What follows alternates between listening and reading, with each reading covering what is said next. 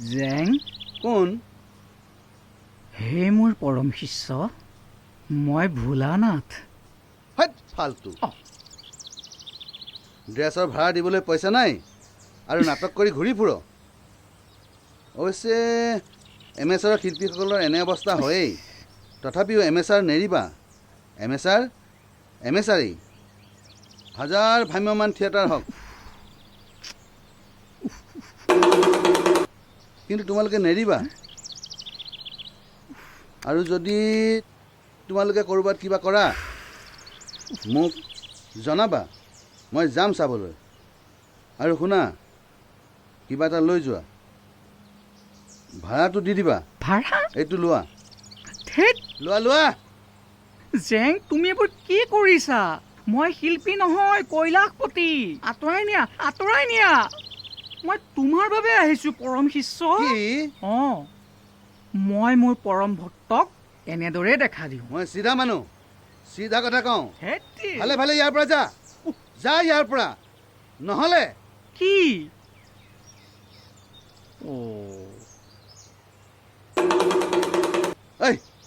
এইখন দেখিছ? মই ঘপিয়াও। ওম নমঃ নহয়, শিৱায়। হে মোৰ পৰম শিষ্য, অকণমানতো ঠাণ্ডা হোৱাচোন। তোমাৰ কাৰণে জানানে মই কৈলাশৰ পৰা ডাইৰেক্ট আহিছোঁ। ইমানেই খেলি মেলি মই পাৰ্বতীৰ পৰা জোনটো আনিব নোৱাৰিলোঁ। পুতাই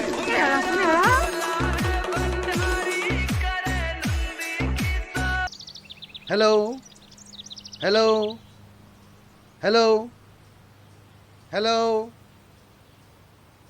হে মোৰ পৰম শিষ্য, তোমাৰ এই ফুচপচনিৰ যন্ত্ৰটোত মোৰে গান ৰাখিছা। মই তোক যা বুলি কৈছো, যা। ভালে ভালে যা। হেত্তেৰিকা, ৰ'বাচোন, শান্ত হোৱা। আঁতৰ কৰা। কি কপাল ওম নমঃ শিৱায় প্ৰমাণ দিব লগা হৈছে। ঠিক আছে, মই তোমাক প্ৰমাণ দি আছোঁ। চেনিটাইজাৰটো লৈ আনা। ৰহ। কি শ্বৰ্ট টেম্পাৰ মানুহ, চব খেলি মেলি লগাই দিছে। ওম নমঃ শিৱায় এনেকুৱা দিন পৰিল।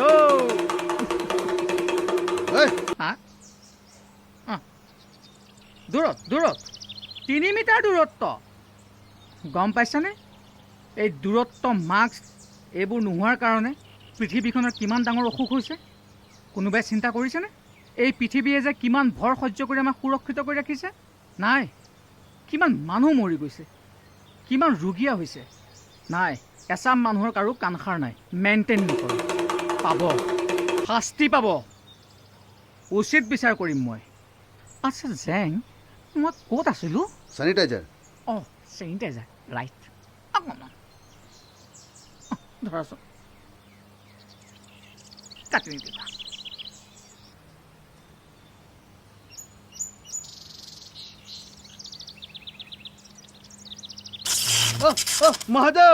মহাদেৱ ক্ষমা কৰা।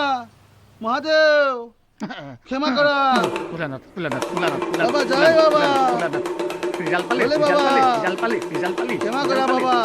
ক্ষমা কৰা বাবা। ক্ষমা কৰা।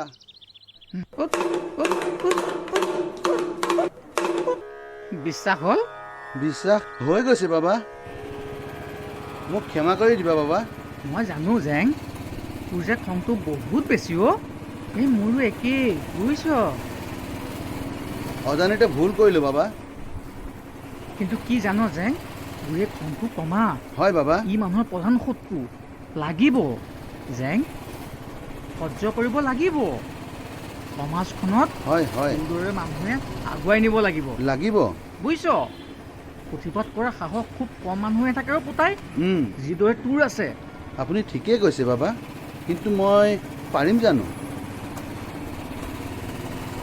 তাৰ ভাষাবোৰ খঙেৰে নহয়, ধৈৰ্যৰে প্ৰকাশ কৰিব লাগিব জেং। কৰিম বাবা। আচ্ছা বাবা, মোৰ গুৰুৰ ওচৰত লৈ গৈছোঁ।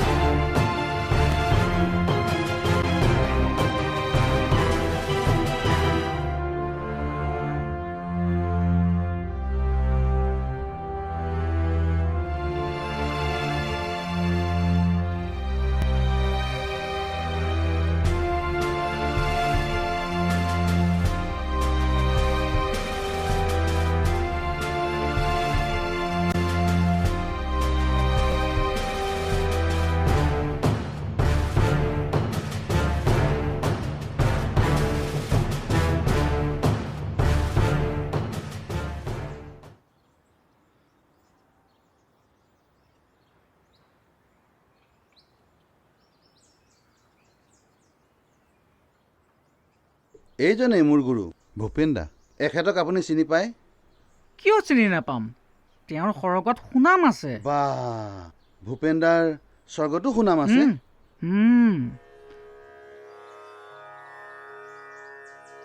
যন্ত্ৰণা, অপমান, অনাদৰ, চকুলো, এই দুখবোৰকেই বুকুত সাৱটি ভূপেন দা গুচি গ'ল। আমি একোৱেই দিব নোৱাৰিলোঁ।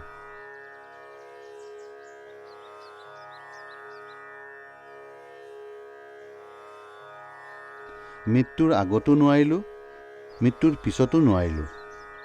মাথো আমি কি কৰিব পাৰিছোঁ জানে বাবা? কি পুতাই?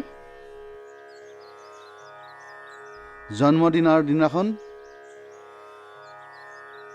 আৰু মৃত্যু দিৱসৰ দিনাখন এগছি চাকি জ্বলাওঁ, মিডিয়াৰ আগত চকুলো টুকো আৰু টকচ পাতি গোটেই ৰাতি ভূপেন দাৰ গান গাওঁ আৰু এহাত দীঘল ভাষণ দিওঁ।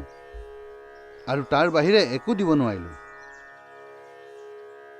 ভূপেন দা, ভূপেন দা, তুমি ভালে কৰিলা ভূপেন দা, তুমি গুচি গ'লা। পুতাই, আমি তোমাক একো দিব নোৱাৰিলোঁ ভূপেন দা। পুতাই, একো দিব নোৱাৰিলোঁ ভূপেন দা, পুতাই, একো দিব নোৱাৰিলোঁ। তুমি ঠিকে কৰিলা, গুচি গ'লা। আমি তোমাৰ যোগ্য নহয় ভূপেন দা, আমি তোমাৰ যোগ্য নহয়।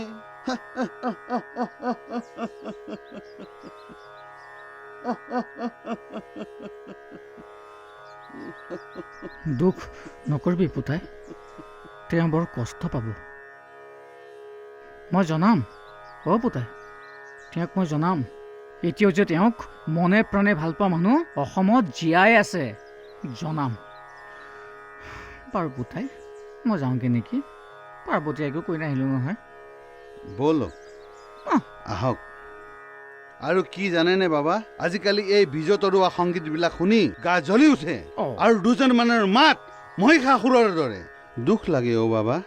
আয়ো, যি কাপোৰ পিন্ধি তেওঁলোকে এই কামবিলাক কৰে, নিজকে অসমীয়া বুলি ক'বলৈ ঘিণ লাগে।